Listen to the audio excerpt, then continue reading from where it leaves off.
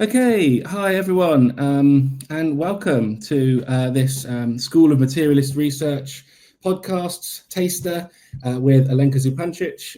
You can see this little series on schoolofmaterialistresearch.org, and these are little series of mini podcasts hosted by me. I'm teaching one course at School of Materialist Research myself. It's going to be about psychosis and digital media in contemporary capitalism. And we have many other fantastic professors, lecturers joining, teaching little mini courses at the School of Materialist Research this fall. So the website there is just at the bottom of the screen. And so it's a great pleasure to have with us today one of those, Alenka Zupančič, who probably doesn't need much introduction, author of a great many books and professor at I always forget the SAZU. What's the full title of SAZU? Okay, it's Institute of Philosophy joined, as part of the Scientific Research Center of That's the Yes, and her book's well known to everyone. My first of Alenka's books was on comedy, The Odd One In, which came out in, I think, 2009, which inspired me to do my own PhD on comedy, so a big influence on me. And her most recent book is Disavowal, which is out in the recent series with Polity, Theory Redux series, along with a new text by Mladen Dolar, Rumours. So those are the latest things, unless there's an even newer book, Alenka, or is that the most recent? No, this is the most recent one, yeah. So anyway, thanks so much for joining for a short podcast, I guess, just designed to give people a little taster of what you'll be teaching on your School of Materialist Research course. I can simply tell you something first about kind of a general framework, what set in motion, the things that I've been thinking about lately, and this is this fact that kind of social reality that we are living in, and these kind of times where there are all kinds of really significant tectonic shifts that are rapidly reshaping, let's say, not simply our reality, but also the way we perceive reality, the perception of reality itself. So I think it is not really surprising that one lately often comes across, this quote from Antonio Gramsci that says the old world is dying and the new world struggles to be born. Now it's the time of monsters. And actually, this quote that is usually presented is not the exact quote. This is already a paraphrase of Gramsci's exact wording, which is something like the crisis consists precisely in the fact that the old is dying and the new cannot be born. And then he says, in this interregnum, a great variety of morbid symptoms, not exactly monsters, but morbid symptoms appear. And I take this to be a kind of interesting depiction, let's say, of the framework of the reality that we are also, I guess, most of us perceiving in this way, this prevailing sentiment of some kind of uncertainty, almost doom or bewilderment, simply at the series of crises, surprising turns that befall us, and which make like many of the, let's say, familiar coordinates of our world simply fall apart. Now, this word interregnum that Gramsci uses kind of suggests an in-betweenness, like a phase between two states, the old and the new, and hence it also suggests, I guess, something transitory. But I think there is another, perhaps more disturbing possibility or question that can be raised at this point, namely, what if the time of monster is not merely a transitional phase, but let's say the new world itself? What if there is nothing on the other side? Or how do we know that there is or will be something else or on the other side, so to say? And this is not like it. And as a matter of fact, I think that Gramsci himself seems to suggest this kind of a gloomy possibility when he says that the old is dying and the new cannot be born. So perhaps, I mean, again, this would be some kind of a general suggestion or suggestion of a more general framework, that these monsters or simply signs, morbid signs, symptoms are not so much symptoms of a transitionary state as they are symptoms of an, let's say, unborn future or something like averted future. We could see them actually as one with the very impossibility of a future. So this in turn would mean that precisely future in this more strong sense of the term is not something that awaits us at some temporal distance necessarily, not something aligned, let's say, with calendar time, but rather it is something that needs to be created, and it happens or it does not happen. So as I said, this would be the kind of a general framework, how to frame this strange temporality of these tectonic shifts. And within this framework, I will then try to analyze a series of more, let's say, concrete or specific phenomena, some directly related to the, let's say, emergence of what we could call the new political and also new economic landscape. For example, new forms of authoritarianism that resemble certain aspects that we've seen in the past, but that I think really need to be analyzed and discussed on their own terms, in their own present specificity.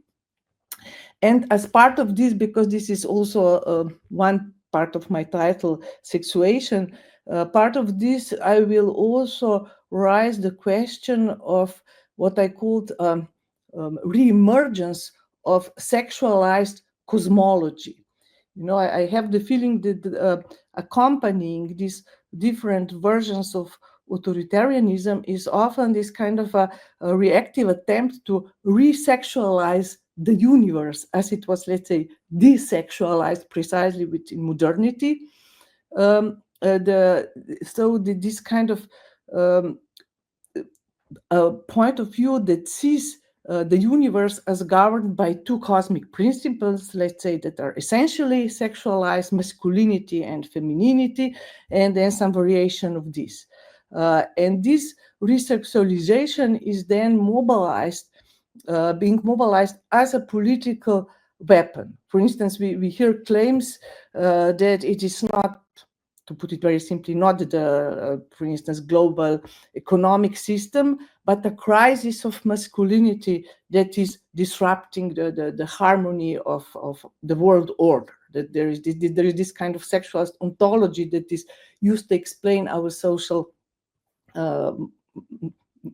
well-being. So there is this very interesting term, and I've just recently heard that we encountered this bizarre narrative suggesting that there is a toxic empathy which is corrupting Christians and transforming them into leftists. And again, this toxic empathy is associated with something too feminine or castrated, also emasculated, and so on. So there is this kind of strange combination and reappearance of a certain kind of sexualized ontologies that appears in combination with this. So this will be, let's say, one segment of the seminar, and another probably more central focus will be where I will discuss the artificial intelligence and its role in precisely shaping and reshaping our world at this moment, as part of these very important tectonic shifts, also reshaping our perceptions of the world, and this on multiple levels, obviously, subjective, social, political, and so on. Because I think there is, to put it very simply, I think that there is something about the AI which resembles what one might call unconscious without a subject. It's not that there is no unconscious. Perhaps there is only unconscious, but there is something there which is interesting to analyze, and also to question whether this could be in any sense emancipatory or really the opposite of this. Probably in relation to this, I will also analyze a certain kind of what Dan Brooks calls unstable irony. Irony different from the one that we were used to, which is produced by artificial intelligence and deployed then in particularly in political contexts. And one example, for instance, is this unfamous Gaza Riviera video. So we will be discussing this, the nature, the texture of this unstable irony, its political usage, and also a little bit in relationship to another topic of that interests me, which you mentioned, and which is disavowal, how this helps us actually, this unstable irony, to disavow many things, or how it helps certain impossible things take place. And then perhaps again, if we go back to this question of sexuations, I think it's also in relationship to AI. It is striking that we find a kind of unexpected appearance of sexual difference, which is first there and then erased as the very primary scene of the IA itself, namely what is now referred to as Turing's test, the test that kind of makes it possible to say whether a computer can pass as a human or not. Actually, this was originally, I was quite surprised when I learned this. It was originally conceived as another well-known game, imitation game. Which basically meant that to pass the test, the machine would have to impersonate a human being of another sex than ascribed to it. So let's say a machine pretending to be a man, pretending to be a woman. This was the original thing. So and this already, Jan de Vos has written very interesting things about this. But I guess this against certain sexual impulse is emerging and re-emerging again and again through all these kind of questions and symptoms. So yeah, to cut the long story short, I think this will be the framework of the seminar, which will be moving on the one hand on this more social political level of analysis, and on the other hand all the time trying to construct or point to a certain, let's say, materialist theory of subjectivity, where materialism for me does not simply refer to something like prime matter or matter, but rather to the method of tracing contradictions, impasses that constitute and form our reality. Yeah. So I hope it makes some kind of sense. Absolutely. No, it sounds fantastic. So it's like, I mean, you explain the kind of framework, and then maybe the three parts, the three morbid symptoms are the question of new forms of authoritarianism, dictatorship, that's one, and then question of gender and sex and this kind of dual cosmology as the second morbid symptom, and the third morbid symptom is the AI and the question of unconscious or whatever. Is this the right way of conceiving of it? So this would be a right way of conceiving it. Then it will depend a little bit on the circumstances also there, on the people's interest, which segment will get more of attention, and which I will work through more thoroughly. But basically this covers what I will be doing. Great. People are going to love it. But no, let me ask you something about going back to the Gramsci thing, because I've been really interested in this myself as well. And,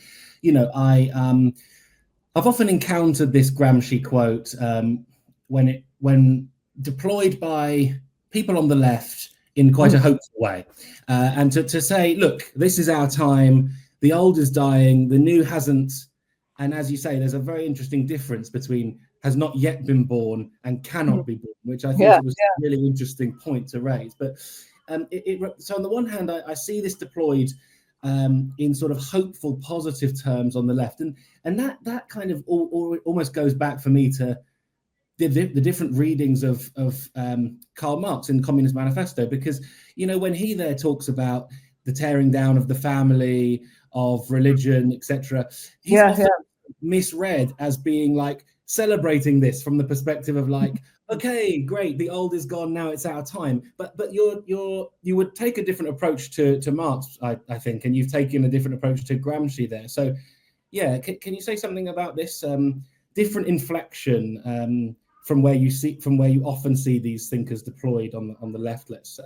Yeah, on the left, because one perhaps needs to point out that there is a huge usage now of the Gramsci on the right, appropriation of the Gramsci by the right, increase in his criticism of the state. It's completely, obviously, torn out of the context, but many on the even far right now are flagging Gramsci as the author in his criticism of certain social institutions, let's say. But this is another story. For me, what is interesting is precisely not to immediately take this as this in-betweenness as something that already carries in itself the promise of the future, let's say, but as something that perhaps does not guarantee or lead anywhere necessarily. So that it's not in this sense that whether not only the future is not decided yet, but perhaps even one could say it's not even decided yet if there is going to be any future in the kind of stronger sense of the term.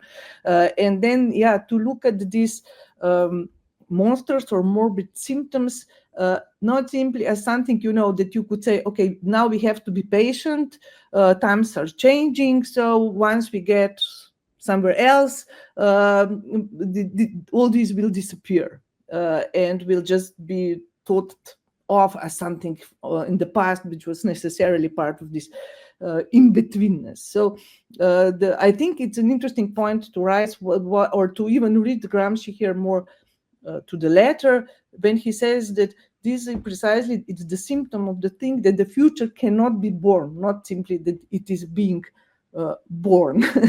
So as long as it cannot be born, we are stuck with this monster, and this can go on for a very long time. So with Marx, for Marx, even capitalism had this kind of ambiguity about itself, that capitalism itself was a progressive force in the sense that it enabled the society to get rid of all kinds of reified social relations and so on, and liquefy everything in this kind of movement. And so there is something to be said also about how all kinds of rights, human rights, feminism and so on, are not completely in contradiction with capitalism at some point. But then at some point, obviously, another contradictions start to appear and become more prominent, where it actually works against this. Yeah, because it seems to me, the other thing I was thinking when you were talking is about all these trends. You mentioned when you were talking about the question of authoritarianism or whatever, the idea of returning to previous models or whatever, and that made me think of like these debates about neo-feudalism. You've probably seen it's been discussed by Jody Dean, Varoufakis, and so on. Then you have people on the other hand saying that, well, no, this is a mistake because this is actually a continuation of capitalism. Then you see it as well in your third morbid symptom with the question of AI. You see people trying to tackle this problem of, well, we're still in, and we're attached to the word capitalism, but we're noticing or trying to define this as a new sort of era or something. It's been called platform capitalism or surveillance capitalism or Web 3.0. There's all these different terms, and maybe we see it in the gender and the culture of gender politics. I'm not so sure of that, but I'm very interested in this kind of impulse we've got to sort of redefine the present. And some people are trying to reach away from the term capitalism and say, look, this is something new, capitalism is dead or whatever. Others are looking like to say this is a new form or new wave of capitalism, but it seems like your theory or your approach to this kind of moment, or interregnum, as you put it from Gramsci, is another way of looking at this question, I guess. So maybe you could say something about that, or whether you're tempted into these kinds of discussions about defining this as a new or particular era, or whether what defines this era is its undefinedness. I don't know, but yeah, I don't know. It's simply that I'm not so much interested in defining this era, be it new or old. But which this said, this doesn't mean that I found this attempt devoid of interest. On the contrary, I think what Jody Dudin is doing and Varoufakis, to some extent, it's quite interesting and pointing to something that does really appear as a kind of essential transformation of capitalism. That is to say, essential enough to raise this question: is this even still capitalism or not? But what I'm interested in here, it's not so much to decide whether this is still it or not, what is the essence that defines it, as this kind of almost also accidental things. I mean, there is a systemic logic in this development, which springs from within the capitalist economy itself in a way, but then there are also some kind of contingencies that happen from time to time. I mean, be it in terms of COVID, be it like contingencies which are not really contingencies, like climate disasters and different change, then the appearing of the IA and so on, which also kind of intervene in this almost like a loop, like reverse loop into the capitalism itself, which produced it as something new, as a real that came as if from the outside. So this is the way how this phenomena is this reshaped based on this a loop. I think it's precisely what I am interested in exploring with this temporality, what is taking place now, and it is something different. I mean, this I have no, but I don't think it's enough just to say it is new or not new, but the logic of its being in the making now, it's also quite important, I guess, to grasp it. Yeah, I mean, I think so too, and I think it's a great way of thinking about it, because to me it seems that, you know, on the basis of what you're saying, it's less about the content and more about the sort of form or something of our moment. This is about a nature of temporality. Processes that are at stake or that are in course right now, in the which are really formative in this sense. Yeah. Well, a last question, because it's slightly off track, because I was wanting to, after reading your book, ask you this about disavowal, but you did mention it would be part of the course.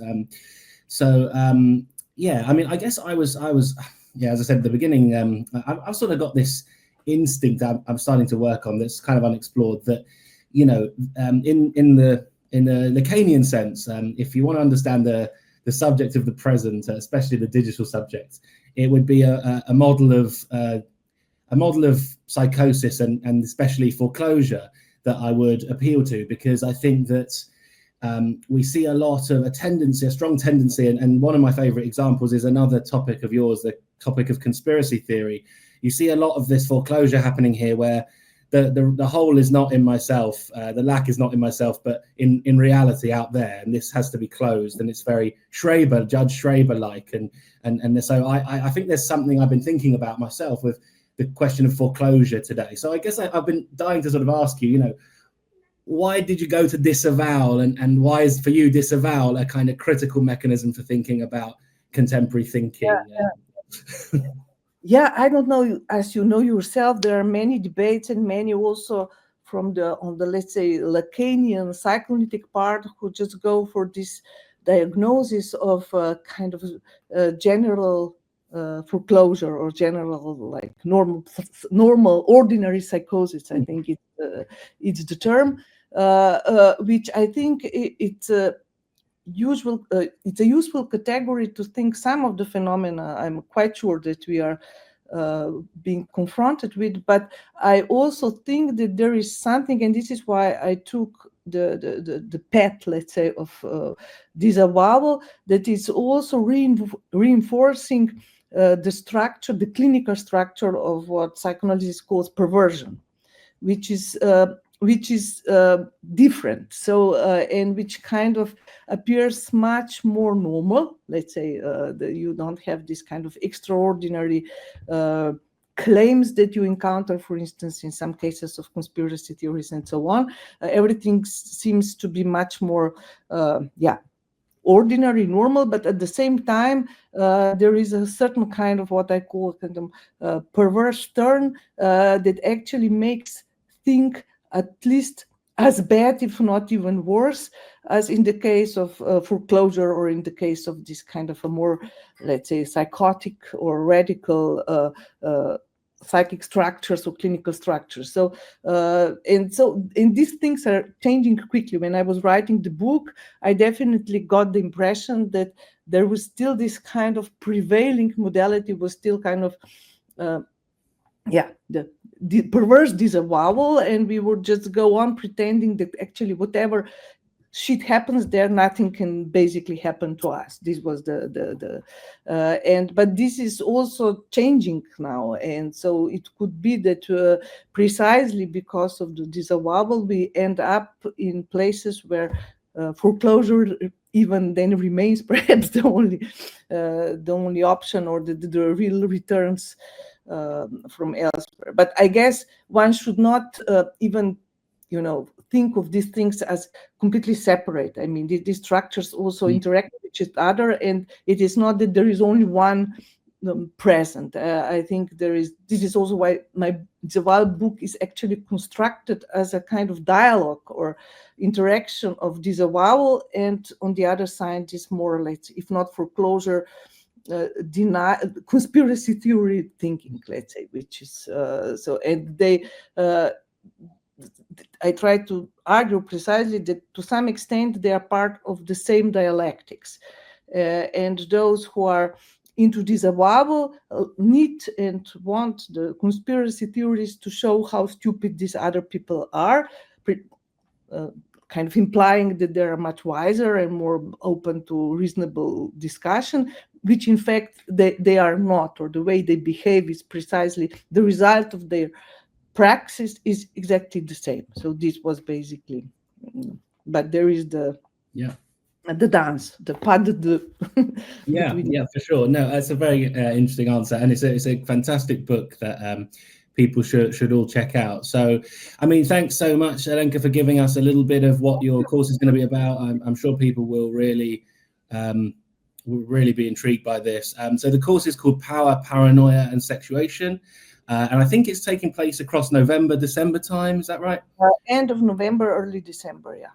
Cool. And it's right there on the homepage, which is just sort of on the screen there going along. So if people want to hear more and talk more about this, you can join Alenka for, I think, 3 sessions in November, December, and talk about it more. So yeah, that was fantastic. And thanks very much, Alenka. See you soon. Thank you, and see you soon.